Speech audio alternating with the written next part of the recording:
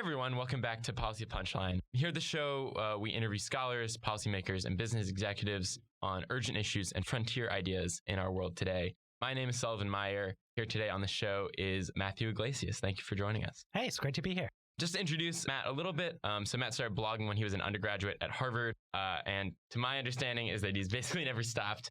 He's written about politics and public policy for a wide array of publications, including The American Prospect, The Atlantic, the Center for American Progress, and Slate.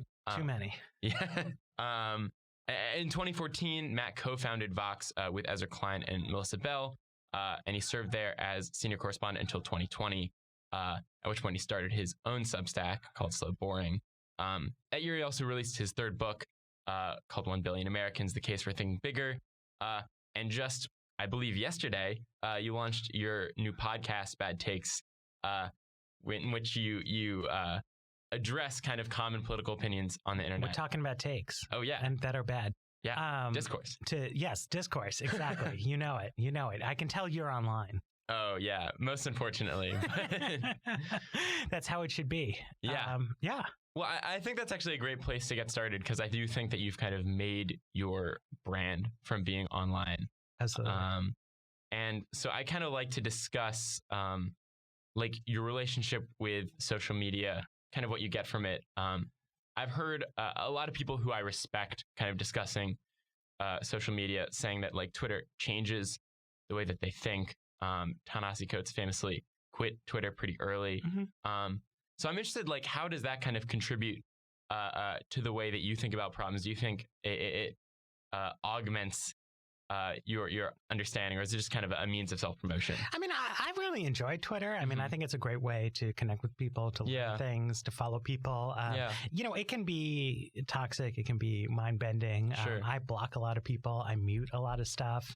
I think to some extent, the company has not made its tools as sort of accessible or intuitive to people as they ought to be. I think that the impact of social media, I shouldn't even say social media, of like large internet companies on the media that people don't talk about enough isn't about, you know, do you use it as a writer or an editor, but it's how does it actually alter the structure of the industry where, you know, if you are writing for a free-to-read, ad-supported publication that needs to attract a large audience, your job, in effect, in the modern world, is you are programming for Google, Facebook, to a lesser extent, Twitter. But those platforms, I guess is the word people use, those are the tools of discovery. They hold the keys to the kingdom. And, you know, what you're doing is you're writing a piece because you think it will catch fire in the Google News algorithm, you know, that people are searching for, you know, information about, I was actually just an example, right? Someone was telling me that there was a big controversy about the late Queen that was taking place on Irish Twitter. So I wanted to learn more about that. So I put into Google, you know, Queen Elizabeth Irish Twitter. And I got all these stories, right? And so a good way to get traffic is to know a lot of people are searching for this and to write something that's optimized for it. There's different ways that you go viral on Facebook. There's different sort of tricks and techniques to it. The algorithms change over time. But everybody writing for the free internet, that's what they're programming for. And there's virtues to that. I mean, I enjoyed some of the articles that I discovered by using Google. I use Google web search every day, as I'm sure almost everyone does. But it's a different way of doing journalism from traditional periodicals or from what we have in the newsletter space. Yeah, absolutely. Well, I think that's an interesting, distinction that you draw there. Because, you know, a lot of my friends on campus are kind of most familiar with your work for the free internet. But, you know, as I've heard you talk about, you really orient your work actually maybe not towards free versus not free internet, but certainly a different model of content production that's more about systematically building up an audience that returns week after week and wants to hear your thoughts on things as opposed to kind of like pandering to the virality algorithm. Exactly. So, you know, in the newsletter industry, I mean, you have your set of subscribers. So I have there's a a smaller group that pays for, the members of Slow Boring. You can read all the articles, you comment, there's events. And then there's a larger group that has the free subscriptions. So you get a smaller number of emails. You can't be in the comments. You don't get the events, but you get to read it. And so and then there's people who follow me on Twitter, which is an even bigger group.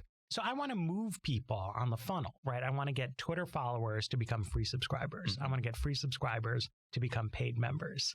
And I want paid members to be like what they read enough that they keep subscribing, and ideally that they recommend it to friends, that they forward messages, that they tell people, oh, you gotta check this guy out.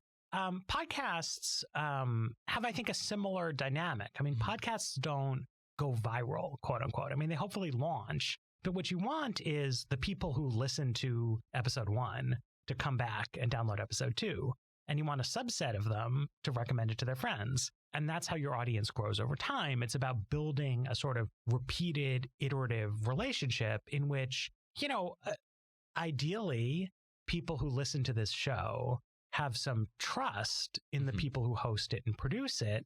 And so even if they don't know who Matthew Yglesias is, they might think, well, the guests on this show are normally interesting people. I will listen to this conversation. I think it will be interesting, right? That's the way successful podcasts function. And to me, that's a much more rewarding kind of work to do than to try to say, oh, I bet a lot of people are going to be searching for stuff about the Queen. Let me go write something. Yeah, absolutely. And so I guess my question for that, I think especially among traditional media, there's a lot of like intentional thought, maybe even navel gazing, kind of about the role of media in democracy, the implications for the internet and social media, and like changing the media landscape. When you're deciding what media to put out there, are you thinking that intentionally about that stuff? The ones that are good for democracy. All my media is pro-democracy. If you support democracy, you have to subscribe to my thing. No, I mean, so there's a kind of quintessential second half of the 20th century media dynamic that, people who are a little bit older than me really, really grew up with, and that I remember, and that people your age did not experience at all. And so it's like when I was a little kid and not like a real media consumer, but the way things worked was there was 3 broadcast television networks, and they dominated the market share for video. And they all, at the behest of the FCC, put on very sort of earnest, down-the-line news reports every night. And New York, where I grew up, had like 3 newspapers, but a normal American city would have just 1 newspaper. And so, you're in St. Louis, and the goal of the St. Louis Post-Dispatch is to be earnest and high-minded and inoffensive, right? The question was, would you be a responsible citizen of Greater St. Louis and subscribe to the newspaper, or would you just not subscribe? They didn't compete with anyone. They competed with non-consumption. So newspapers and television tried not to piss people off. They were a little bit boring. They were a little bit staid. And critics, Noam Chomsky writes his book on manufacturing consent in the 80s, as in fact this dynamic was going out. And it was like, well, look, there's this kind of hegemonic perspective that the media can create, can force on people, right? And so, the media decides that George McGovern is too extreme, and so he is. But the media decides that Nixon is guilty, and so he's got to go. And there is a certain way in which that media landscape was very supportive of America's democratic institutions. At least there was a deep and profound interplay. But it's worth remembering that Chomsky criticism, right? At the time that hegemonic media perspective existed, a lot of people found it to be very anti-democratic. They felt that a small number of corporate media elites were controlling the discourse. We got cable news, we got AM talk radio, and we eventually got the internet. It's completely blown that up. We now have this very competitive, very open media landscape in which you can have the opposite problem, right? After the 2020 election, Fox News initially tries to report that Trump lost. But Newsmax and OANN, they report that no, Trump's right, that the election was stolen. you can see on the charts, Fox starts bleeding market share because viewers are migrating to Newsmax and OANN. So Fox does what any self-respecting business would do, and it starts giving the people what they want because Fox has better production values than Newsmax. People like Tucker Carlson and Sean Hannity more than they like the Newsmax hosts. And so if they will just say the right things, they get their audience back. Now, I think we would say in this case that that is bad for democracy, right? That the old, less open media space, the responsible media elites would have come together. Rachel Maddow and Tucker Carlson and John King would all be like, you know what? Donald Trump lost this election. Rachel can be happy and Tucker can be sad. And, you know, now Tucker's going to have a conversation about how does the GOP do better next time. But we're not going to go down this like rabbit hole of conspiracies and so on and so forth. So there's that weakness of a competitive environment, right? We can't create a shared reality. At the same time, you know, when I was in college, the media was stronger than it is today and was very bought in on the idea that Iraq had an advanced weapons of mass destruction program. And, you know, the Bush administration was able to manipulate its media coverage in a way that I don't think a contemporary administration would be able to pull off, just because there was an audience. You know, left-wing people were very angry at the New York Times during their coverage of the Iraq War, but there was no Newsmax for them to gravitate toward. The New York Times continued to be the thing that highbrow liberal people read. They were just angry. And we had this war and it was very bad. So we have a more open media than we used to. And it threatens to destabilize our institutions in a profound way. But I think it's important to remember that when we had the less competitive media space, that seemed very undemocratic. Mm-hmm. Yeah. That's a long answer. Yeah, absolutely. And so you see yourself as kind of slotting in as kind of alternative to, you know, larger, more mainstream as part of that kind of proliferation of like alternatives. Yeah, I mean, you know, I am trying to provide something that is a little bit less, I don't want to say less hysterical, because that's a caustic term, but is less driven by, you know, emotion and these kind of platform programming needs. It's frankly a little bit more moderate than a lot of what you get out of political media these days. But most of all, that is just nichier. You know, like I go really long and deep on aspects of housing and transportation policy that I think are interesting and that my readers think are interesting. But I do it with the knowledge. If we were going to ask, like, look, is the typical person going to find this interesting? The answer is no. You know, if people every time I'm introduced to like, ha ha ha, slow, boring, that's your name, is a reference to a Max Weber essay for those who don't know.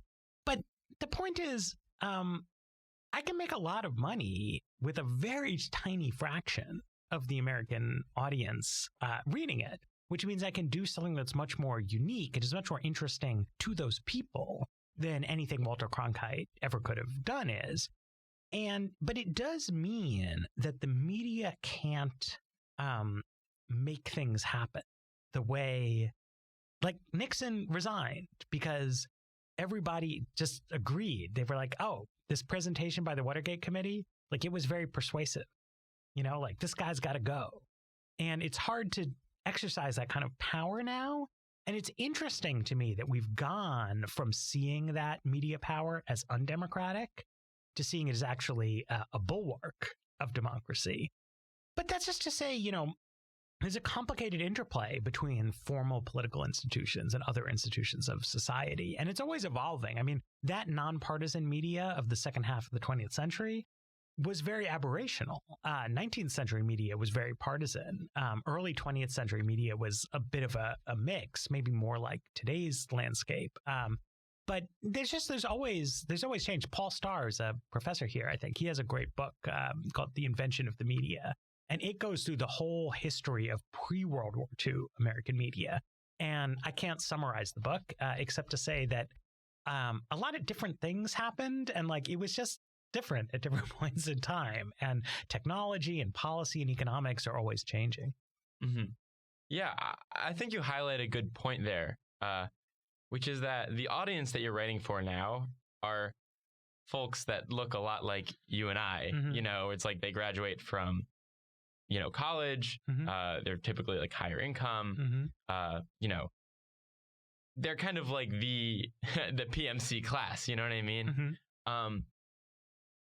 And so, like, you do see kind of the American audience kind of fracturing, where it's like, previously people were maybe choosing between watching ABC or NBC, but like at 6 p.m. the nightly news was on all of all three stations, and it's like now I'm choosing between your newsletter and like straight up coverage from the New York Times, and I think that's like a different question of audience, you know what I mean, and who you're selling to. Well, but I mean, so you're also raising the question of, right, the one thing is like media consumption habits of the kind of upscale professionals, right? Yeah. The other is true mass media, right, which was television rather than print newspapers. And today that audience is probably not consuming news at all. Because the way classical television worked was that at 7 p.m., there were only 3 television stations and they all ran the news at the same time, right? Because there wasn't a formal law that said you can't defect and just put on a sitcom with the nightly news. But everyone's understanding was that the FCC would do something if you tried to not do news, right? But that has been destabilized. So it's not like, somebody in the bottom third of the political interest distribution is like getting their news from TikTok. They're using TikTok, but they're not getting news on TikTok. They're just not getting news, right? Anywhere. Or maybe it's just coming around ambiently because, a comedian they like mentions a political topic or a sports figure or a celebrity they follow says something. But we now allow what we allowed pre-television, which is for people to live lives that are just completely innocent of the news. Well, right. Like the news is kind of competing against just other kinds of media, not other kinds of news. Right. Which I think gets to an interesting point. I think Twitter in general is pulling from our kind of audience. But like, you're writing for that kind of audience. And more importantly, like you kind of write more recently about the importance of elite decision-making and kind of political direction, especially in the Democratic Party. You've written about how it's not popular opinion that's determining like climate action, for instance, but kind of, buy-in at the elite levels of the party, donor class. And it feels like you are writing to them. But I'd say another through line in your writing is like, well, let's go back to the polls. Let's go back to what's popular. Most Americans are moderate. So that's kind of an interesting kind of like mediator position that you have there. And I wonder if you've kind of like reflected about that intentionally. Yeah, I mean, look, I think that I have always, primarily, I got my start working for a magazine called The American Prospect, which was part of a whole genre of publications that sort of used to be a big deal. And they were these kind of like small circulation, DC-based magazines that focused on policy and politics for not just for quote unquote elites, but for people who were super duper interested, right, in these kinds of things, which included a lot of people who lived and worked in DC. But also when I was a teenager, like I would read The Nation and National Review and The American Prospect in my high school library and then at the Kirkland House Library in college and then on the internet, because I was really interested in politics. I wanted a deeper level of politics journalism than you got in sort of mainstream news. And that's always the kind of place that I have worked for and the kind of audience that I've cultivated, which is a mix of, high level and low level decision makers in DC, but also people who work in policy relevant areas around the country, students who are interested in these subjects and might want to get, into them. And that's because I'm a writer by trade, is what I think I'm good at doing, but I'm a person who's genuinely interested in politics, right? Like if the breaks had gone a little bit differently for me in my career, I would be working in the politics and policy space in some non-journalism capacity, probably doing a lot of written work writing reports or speeches or something like that. It's a much more distant possible universe in which I'm like a journalist covering hockey, right? Whereas there's some people who are like journalists first and they travel beats and subjects, but like I'm a politics guy, I'm a DC guy, I'm committed to the topic, to the issues more so than to like journalism as an idea or an occupation. So I'm interested in writing, for influential people and trying to be an influential person myself, while at the same time recognizing that there's tremendous value. I was an intern in Chuck Schumer's office, and I worked for his then communications director, Bradley Tusk, he's got a good podcast, actually. And one of the things Bradley, always impressed on me is that, look, the people who work on this staff, they care a lot about what happens on CNN and what gets into roll call. But Chuck's constituents, who are persuadable, they care about what goes on, like the local news in Rochester between sports scores and the weather, right? And like we need to communicate through those mass communications channels. And I totally believe in that. Like I agree with that. I would advise all politicians, like don't talk to me. Like don't spend your time on this. Like try to get on local sports radio and just like talk about the NFL and make people think you're a cool guy who cares about football. And then like mention one bill that you're trying to do, right? Like that's how you communicate with persuadable voters. It's like talk to people who don't care that much about politics. But I care a lot about politics. So I want to talk to other people who care about politics and build a career and a business that supports that. Yeah, absolutely. I'm going to switch directions a little bit and kind of talk about your outlook on democracy. You've now been in DC for... I'm for it. Yes, democracy is good. No coup, no, yeah. Okay. Yeah. But, I was kind of looking through some of your older work. Yeah. Not that old, don't worry. It's like Vox era stuff. And there's some stuff that you write kind of near the end of the Obama administration, beginning of the Trump administration, that is pretty like pessimistic about democracy. You talk about kind of like the ramifications of constitutional hardball between parties, kind of a spiraling partisanship. In the years since, through some of the most turbulent years of democracy that we've certainly experienced, it seems like you're now pretty bullish on the concept of America overall. I mean, certainly you wrote a book about expanding. I think I've been on a little bit of a different trajectory for many people. The Obama years made me very pessimistic about American political institutions.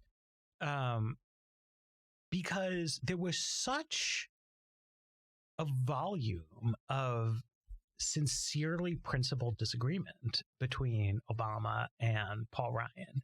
And the government was like constantly at these crisis points, actually. And both Congress and the president were making these kind of loopy power grabs around the debt ceiling, around immigration enforcement, and things like that. What's happened under Trump and under Biden is that politics has become much like zanier.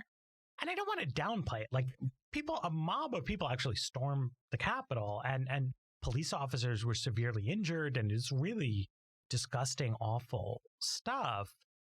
But the policy making gaps have become narrower, right? Trump did the CARES Act in cooperation with Nancy Pelosi. Biden is getting like savaged by Republicans for his immigration policy. But his immigration policy is actually not that different from Trump's. Whereas Obama and Trump was night and day, right? Trade, Biden and Trump have been pretty close. On infrastructure, we had a big bipartisan bill. We had a bipartisan gun bill. We had a bipartisan bill on semiconductors and competition with China, right?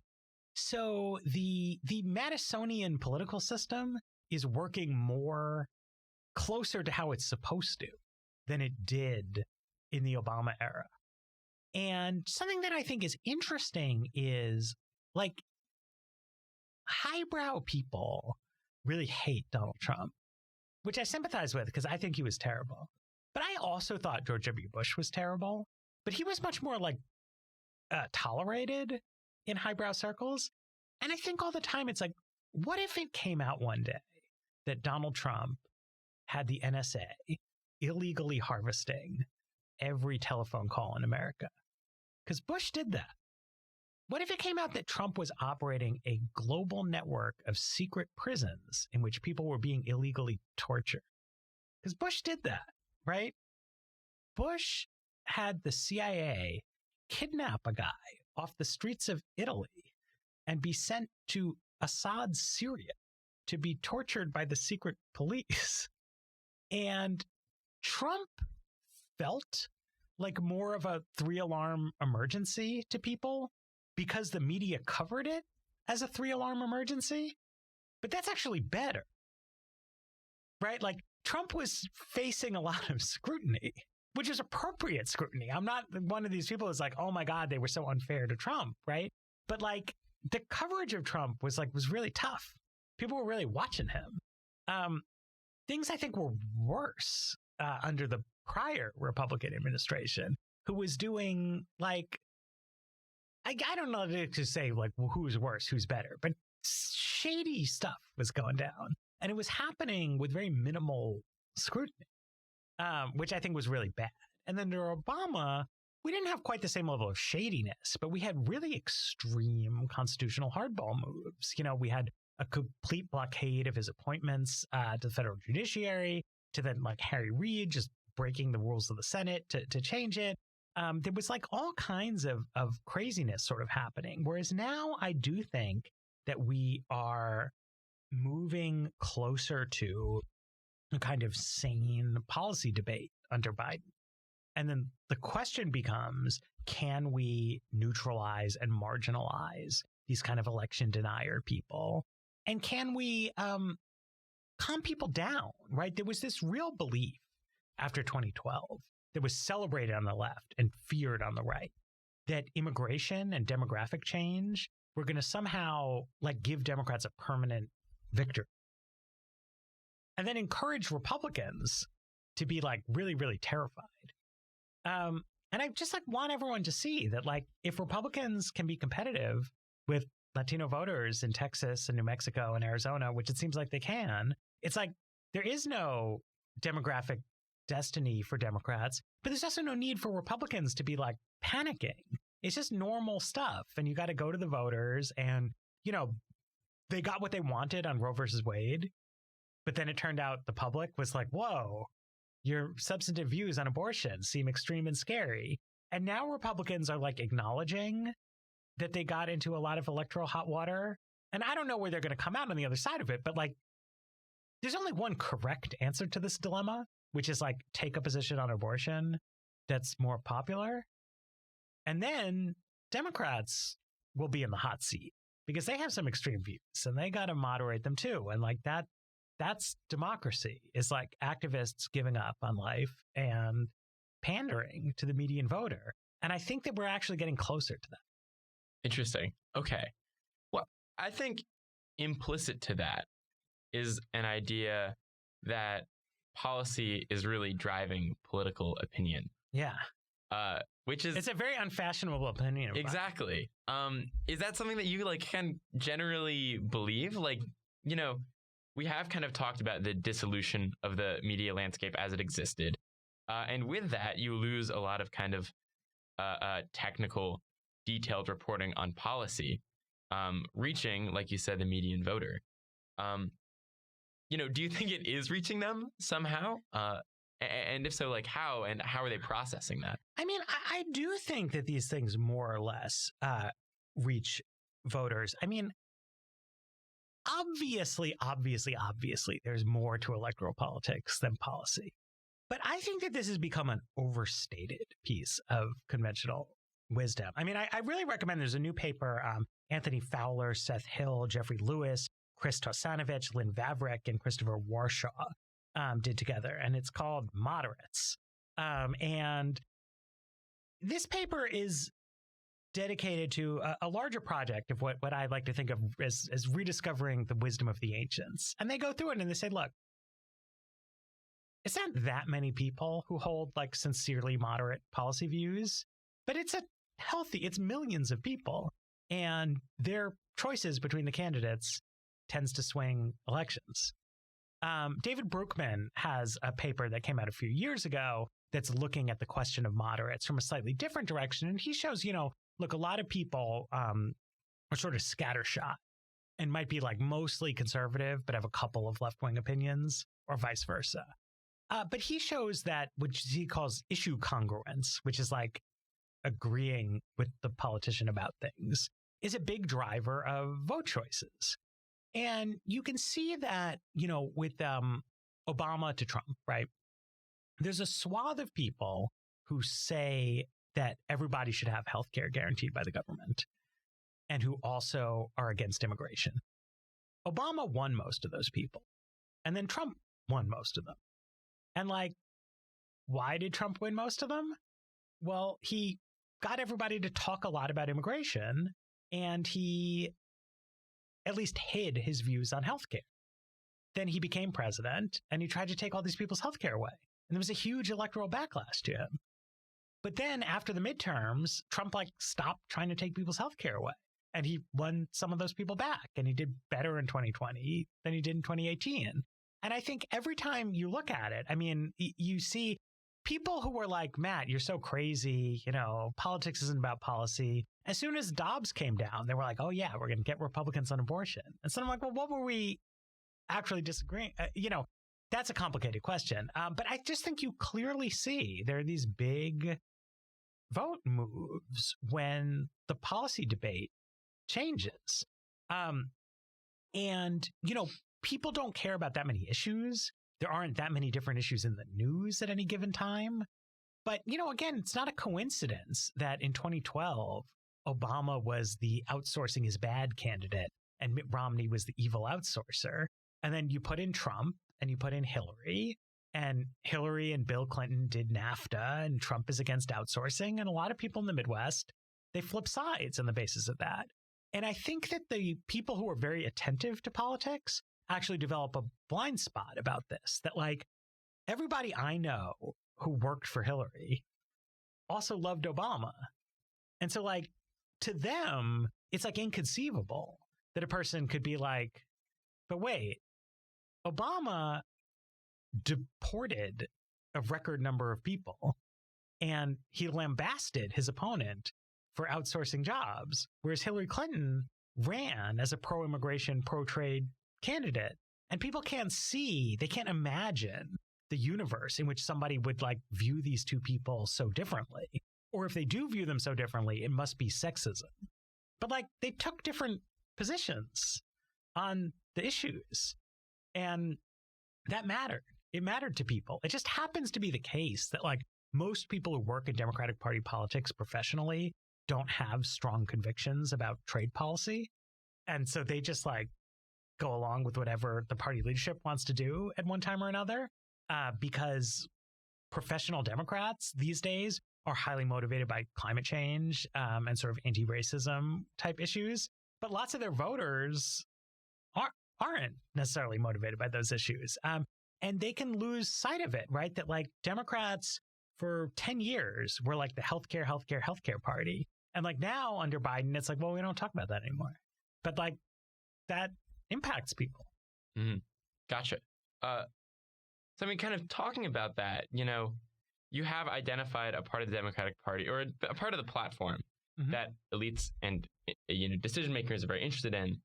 Do you kind of see your role to some extent when you're writing as intervening and saying hey, here's a negative space in your platform where the polling indicates that people think a certain way. I'm going to point this out to you, and also I think it's a good idea. Yeah, I mean, to an extent. Yeah. I do different kinds of things. Sure. I do some here's a good idea, here's something people care about. I try to do different stuff, but one thing, I guess the thing that I want to remind people of is there's a constellation of advocacy groups in Washington, D.C. There's lots and lots of advocacy groups, but some of them are really big and important. And what determines how big and important your advocacy group is the decision making of a handful of foundations and donors. And that's fine. It is what it is. But it's a huge mistake as a professional to think that that is reality, right? Like, people are spending money to try to shape our understanding of the issue landscape.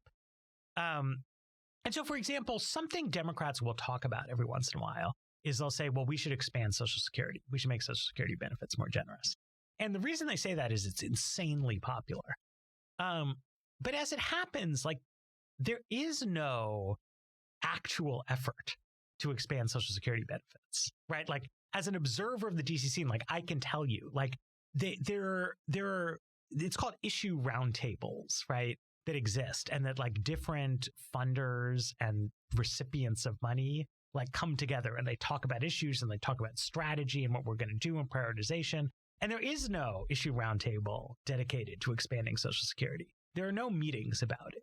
Nobody is working on it. It's nobody's job at CAP or CB. No, there are people who cover Social Security. Like, don't yell at me. But, like, there was a debate as to, are we going to do climate change or are we going to do family? It was called the CARE agenda. And there was a climate agenda. And, like, are we going to do one or the other, or are we going to do both? Right. And, like, that's what was in the mix. And, you know, I think it behooves politicians. One of the things Trump did was he just brushed off the Republican group's infrastructure. He was like, I'm famous, so people will pay attention to what I say. So if I say things that people like, they will just vote for me, right? And other people, you don't need to be Donald Trump to play that game, right? Like, if you just said, you know what, I'm prioritizing these issues that I think matter to the voters, and I'm not prioritizing the issues that matter to the groups, like, they can't stop you. They have no real power. It's a total illusion. Mm-hmm. But, you know, one thing that you've spoken about in kind of Democratic administrations is that Democrats need to come into power having, like, a plan for policymaking. Yes. Because you only have, like, 18 months to make policy. That's what elites are here for. Right, exactly. And so that means that Trump had to enter with some kind of policy position, or he just kind of adopted the elite position in the Tax Cuts and Jobs Act, which seems to have happened. So yeah, I guess that's an interesting. I mean, I agree. I mean, there's governing is its own. Yeah.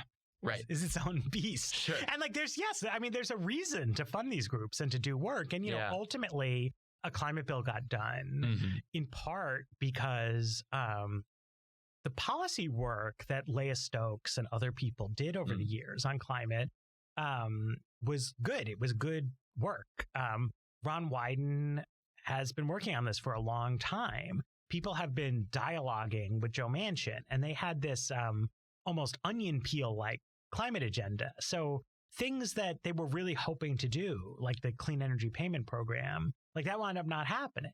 But they had, like, well, if we can't do that, let's do this. If we can't do that, let's do this, right? And so, you know, it was relatively late in the game that people start bending my ear about, like, Matt, you have to understand why direct payments as part of a clean energy tax credit is an important reform, right? And I think I never wrote that column because it's so fucking boring. But they understood that it was important, right? And at the end of the day, they, like, got Manchin to agree that direct payments are okay. And they also understood in a deep way that Manchin cares a lot about hydrogen, right? So Joe Manchin believes, rightly or wrongly, that this electric vehicle stuff is, like, the wrong direction to go, and that the real future of American transportation is liquid hydrogen.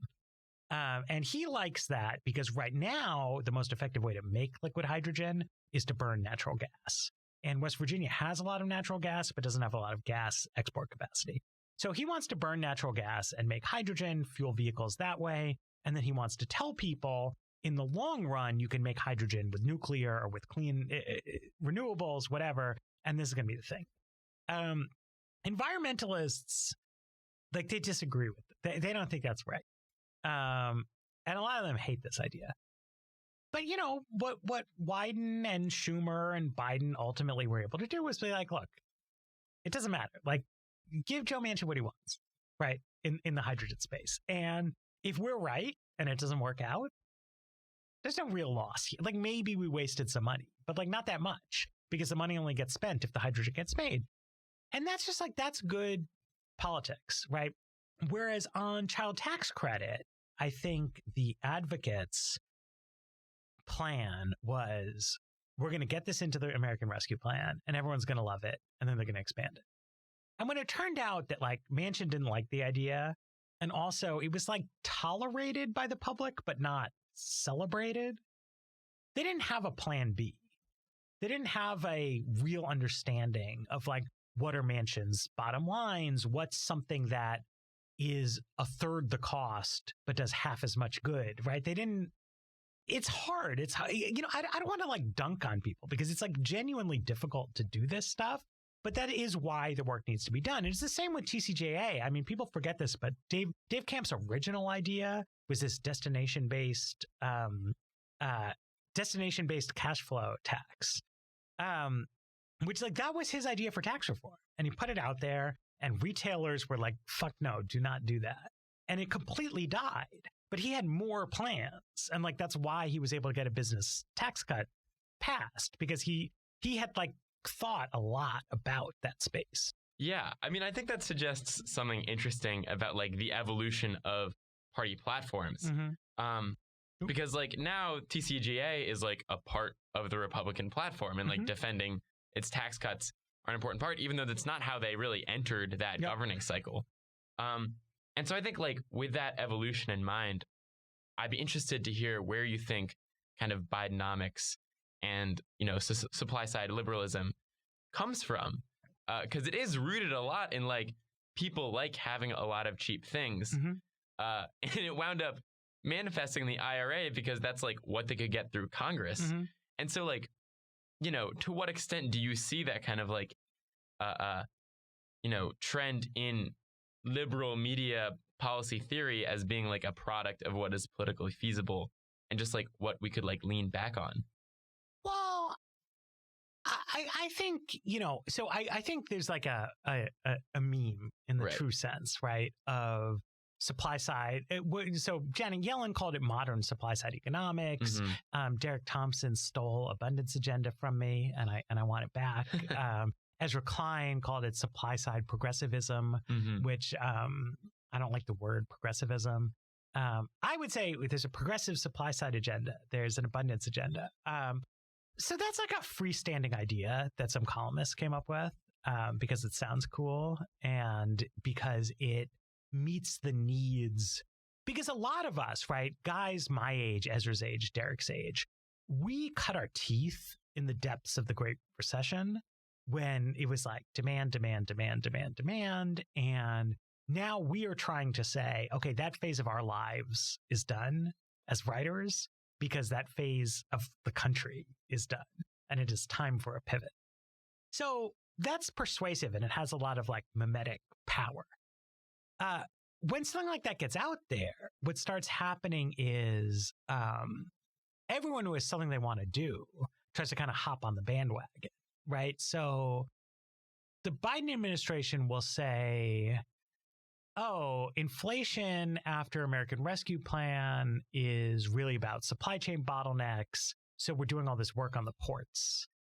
Or, you know, Janet Yellen will say, okay, you know, this is a supply side focused agenda and people need to pay more attention to all the workforce development aspects of Inflation Reduction Act, right? But that's really like just like back formation, right? Like they're just highlighting the supply side aspect of things that they actually just want to do. The only area in which I would say Biden has like genuinely embraced supply side policy, it's two. I mean, one is energy, right? He has moved from the Obama era pricing paradigm to one that is focused on increasing the supply of zero carbon electricity. The other is that they are trying to move toward deregulation of land use and housing production. There's limited federal tools in that arsenal, although I have to point out that they could amend the HUD code and they have significant discretionary authority over manufactured housing and they should use it. But, they've talked a lot about ports, but they haven't moved to waive the Jones Act. They haven't engaged Mike Lee with trying to repeal the Dredge Act. There's all this stuff that's constraining ports, but it's mostly stuff that labor unions like. And Joe Biden is a big ally to labor. And, that's fine, but it's much closer to conventional liberal interest group politics than to a genuine change of heart. Just as Republicans under Trump, they made some policy changes on trade, especially, but they mostly kept the Bush economic agenda, but called it this new populism. Biden's economic agenda, it's not identical to Obama's, but it's similar. There's a close family resemblance, and they're deploying some new concepts. And in this case, I think they should go further. They should really dig in. Mm-hmm. Gotcha. So I think this relates back to your discussion of how politics has changed since the Obama era, Mm-hmm. where there's a lot of constitutional hardball about these super technocratic, Mm-hmm. Not kitchen table governmental issues. Mm-hmm. And I think, if you really wanted to lean into this idea that we're entering a new economic era, you could be that is the death throes of neoliberalism Mm-hmm. there, where it's we're battling over regulation and cap and trade and Waxman Markey. And now we've gone somewhere new. Mm-hmm. Do you think that's true? Mm-hmm. And also how does that relate back to our idea that maybe we're entering some kind of pre-radio mass media political environment? Well, look, people obviously have a lot of interest in fighting about certain, I would say politics adjacent topics that have limited actual policy. Mm-hmm. Earlier this morning, I saw Nicole Hannah-Jones, who was the lead editor of 1619 Project. She was going nuclear at some conservatives who she felt were downplaying the profitability of the slave trade under the British Empire. And then various conservatives were going nuclear at her over the same laundry list of haterade they've been directing her way for 2 years now. And so to say, well, people are really fired up about 18th century economic history, well, that's not right. That's not what they're fired up about, right? They're fired up about politics, right? About racial politics. That's what they're doing. But also it's well, what is the issue that they are fired up about, right? And it's well, okay, slavery was abolished quite some time ago. And fortunately, the British colonial empire has also been unwound quite some time ago. The actual literal policy issue that we are arguing about is whether or not a 1619 Project derived curriculum done by the Pew or Knight Foundation or something can or can't be used in middle schools, which is not that important a question, compared to an Obama versus Paul Ryan debate about should there be Medicare, right? This is just way more dollars and people's practical lives, right? We're going to continue to live in a country where some people are exposed to left-wing historians' takes on the nature of the 18th century economy, and where most people are also exposed to patriotic Americana. I just feel really confident that over the next 50 years, both of those things are going to continue to be forces in our culture. And to the extent that we're having impassioned arguments about those kind of things, I think it actually opens up space for members of Congress to do a lot of what they've been doing this year, which is let's work out a compromise on how to do industrial policy for microchips, right? Let's do some legislating, and then we can tweet at each other about, oh, should you put up a flag that's like the American flag, but it's black, but it has one line that's blue, right? That's an issue that really stirs up some shit, right? But what is the issue there? We had a bipartisan criminal justice reform bill pass under Donald Trump. Under Biden, there was almost one, but it broke down ultimately because Tim Scott was willing to do some reforms, but he wasn't willing to reform qualified immunity for police officers. And Cory Booker said he didn't want to lend his imprimatur to a bipartisan reform bill that was so weak as that. So it did. And so, Senator Booker knows what he's doing, but he could have had a police reform bill that did something, but he decided he would rather have nothing than do it. And he might reconsider that view. But again, like, that's policy, right? That's not like flags. And there was willingness. They were close to a deal, and they decided not to do a deal. And a deal might come back. I mean, I think if Republicans do poorly in the Senate elections, that bill will probably come back, that they'll probably have a little more wiggle on it. If they do well, then it won't. Even on abortion, I feel like the two contending sides are actually they're exploring the parameters of what a compromise would look like, to be honest.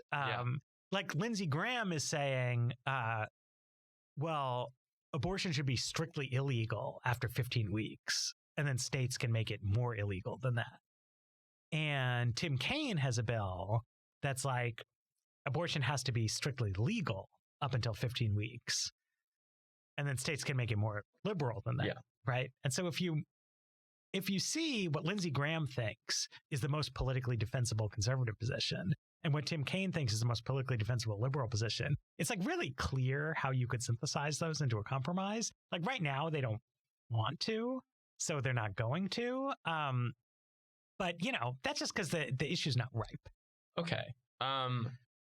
Let me try a narrative on that, maybe. Yeah. So it seems like a lot of like media coverage and news is super noisy about like social issues. Yep.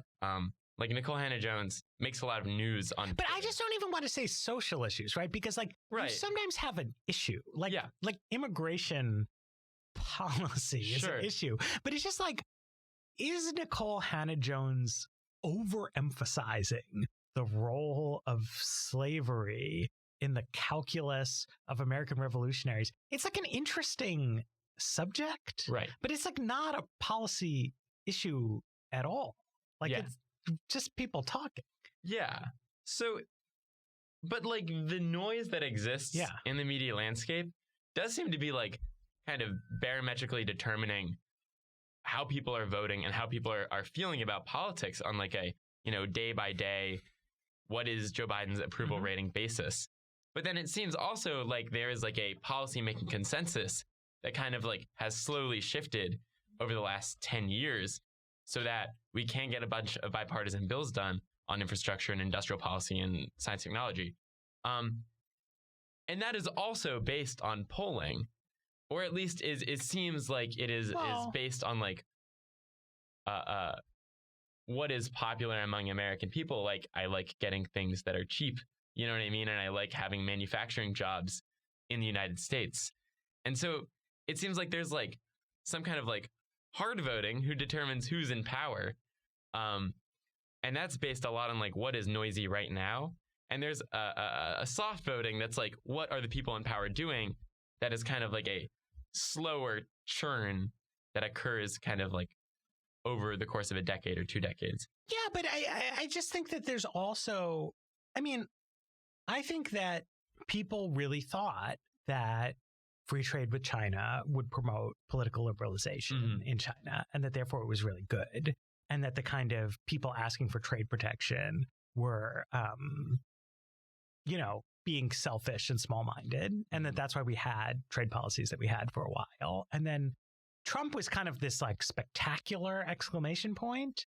But if Trump had never happened, it was still true that by 2015, 2016, Obama was shifting his trade policy to emphasize like regional competition blocks. It was already the case that Republicans were turning against Trans-Pacific Partnership, and the congressional Democrats never liked it.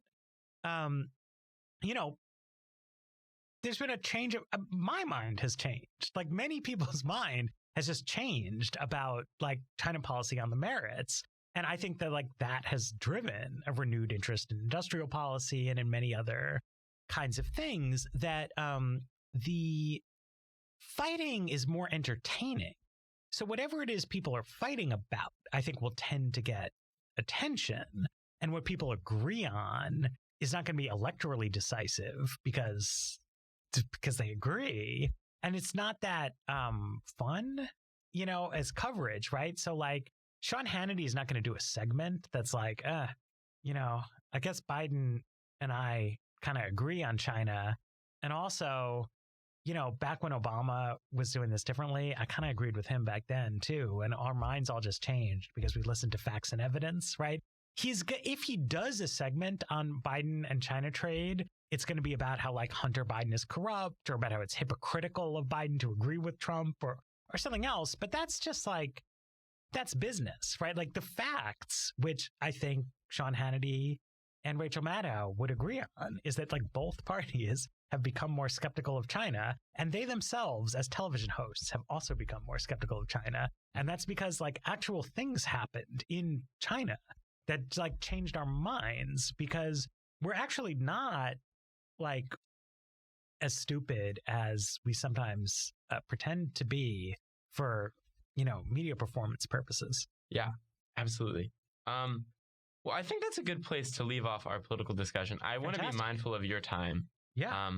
So just, you know, the last kind of thing I want to hit on, you know, you were a college student at Harvard at one point.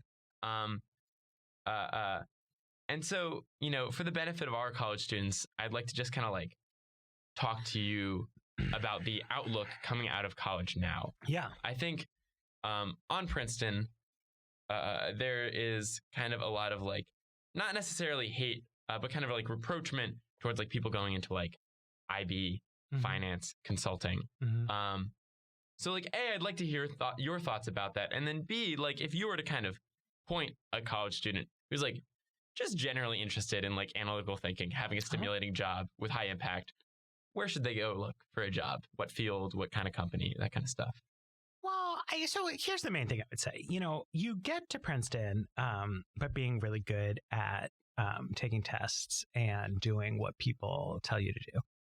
And so it's very natural to look for new opportunities that are very highly structured. And the thing about the banking consulting track or apply to law school is that it fits that model, right? Like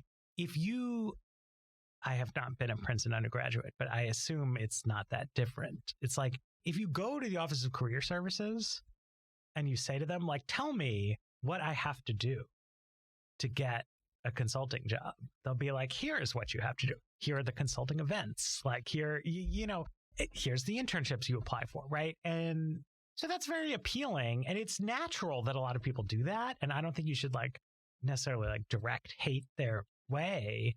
At the same time, I would encourage everyone to think a little bit outside those boxes. So my friend Tim, he went to Yale, so he's a neutral observer. He, you know, was a philosophy major, just like I was, and he really liked philosophy. So he applied to philosophy PhD programs, even though the job outlook for philosophy PhDs is bad. And he did that for years. And then he was in postdocs, and then he couldn't get a tenure track job in philosophy. And so what he wound up doing was working in finance, just like everybody else. And that's, maybe it would have been better if he was but the point is like, those companies that just like hire Ivy League grads by the truckload, like they'll just go hire you later. You know, I have lots of friends who dabbled in journalism for a few years and decided it wasn't for them. And then they went to law school or consulting or whatever else, right? Like those doors remain open. And so it is not, you know, wrong to try something new with your life. I think for people who listen to this show, you know, if you're interested in politics, you should consider working in politics directly. You should also consider, though, actually working on the topic that is of interest to you, depending on what that topic is, right? But like, if you're really passionate about climate change, like doing technical work for a company that like does something related to zero carbon energy or electrification, like can be really valuable. Like the technological breakthroughs have been more important, I think, to climate progress than any like really awesome organizing topics. Not that the organizing and the politics isn't important, but like everything that's been done on that front has been, I think, a little like obvious. Like people know, right, that like emphasize that it'll create good jobs. Like that's the right strategy. But like everybody always knew it was the right strategy. It's not that hard to come up with. Whereas like making Teslas is like, that's a challenging task. And we could use more smart people working on that. You know, I know a guy who like I don't know. I met him recently. He works for a company that is like trying to provide better banking services to people in Africa. His company may be garbage, you know, but like if it works, that will make a lot of people's lives better. Whereas like working at a nonprofit and putting out like a PDF that's like, it would be better if people in Africa had access to financial services. It's like, well, people know that it would be better if they had access to financial services. It's like, do it, right? Like it's hard though. And I think that, you know, it's good to challenge yourself in the sense of take on a task that is challenging rather than take on a challenge that is incredibly well structured. Because, you know, you've gotten where you are by succeeding at these well-structured tasks. But the biggest challenges are the ones that aren't that well-structured, but they need smart, hardworking, ambitious people working on them. Mm-hmm. Gotcha. I think that's a great piece of advice. And I think like heading into that space, like if you want to kind of address an unstructured challenge, there are a lot of like academic tracks and classes that are like do provide very structured challenges. Yep. So if you want to like expand your capacity to break out of kind of the you got to subscribe to the top newsletters, right? You know, listen to podcasts. Exactly, like subscribe to Slow Boring, all of that. But what kind of opportunities would you suggest that college students seek out while they're here? What kind of classes, clubs, internships do you think prepare someone to address that kind of more open, you know, big idea challenge in like a technical way? You know, I don't know. I mean, it's hard to be fully prepared for anything. I think it's worth thinking about, you know, even though you're in college, you can always think about like, okay, if I had to learn about this without taking a class, how difficult would I find that to be, right? So I took 2 classes on French history when I was in college because I'm really interested in French history. Now, on reflection, since graduating college, I've also read several books on French history because I'm interested in it. And I feel like that's a very effective way for me to learn French history. Like, pick up a book that people say is good. I read it. I remember what it says. Since leaving college, I've also tried to learn R, the statistical and graphic sort of visualization software, which didn't exist when I was in college. But I can't fucking do it, you know? And I think that was foreseeable. That like if I took a class, and I think that I will at some point when my kid is older, like just like actually enroll in a course where I have to show up and I get homework assignments, and it's gonna be a little weird for this like middle-aged guy to be doing it, but because there are certain things where, if anything, having the professor and the TAs and stuff there is helpful, but there are certain subjects where it's like, this is the difference between I can do it and I can't do it. And just like, it's nice to have this guy around. And, you know, try to use your course time to learn things that you know in your heart you like wouldn't be able to pick up on your own, because the vast majority of life happens after you leave school. And like, you can always learn more stuff. But you got to like, what can I only do here?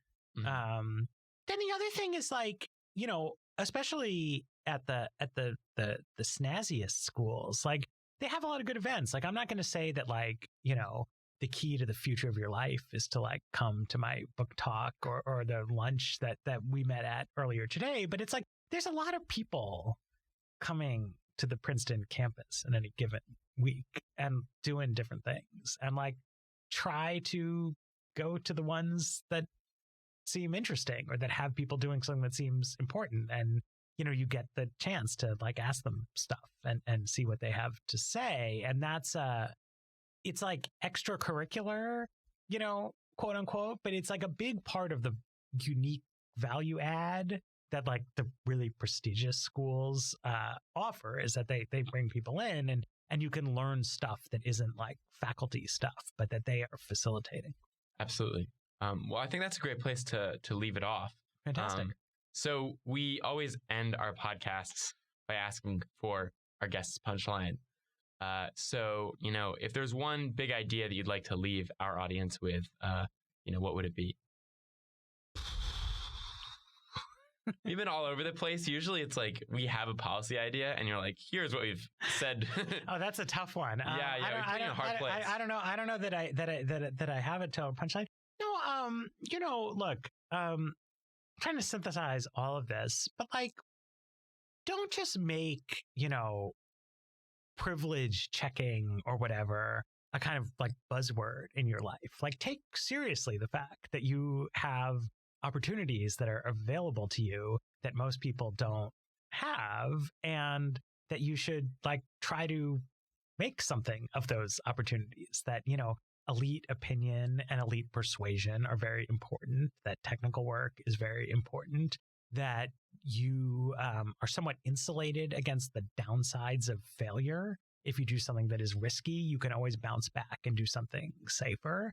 And it's like, don't like spend your life like apologizing or like feeling guilty or something about that stuff, but like take it seriously and try to leverage those privileges on behalf of things that you think are important and that will, keep the democratic system functioning and keep the economy growing and make the environment sustainable and solve the big problems of our time.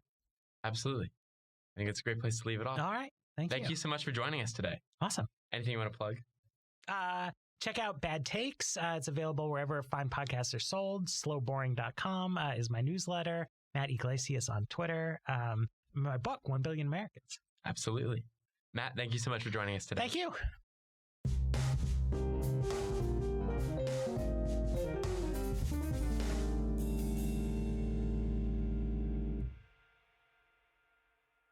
You've been listening to Policy Punchline, a podcast generously supported by the Julius Rabinowitz Center for Public Policy and Finance at Princeton University.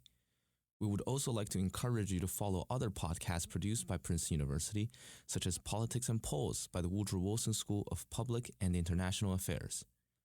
Policy Punchline is intended to be informational only and does not reflect nor represent the views of Princeton University or the Julius Rabinowitz Center for Public Policy and Finance.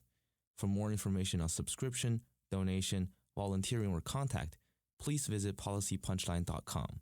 Thank you again for listening.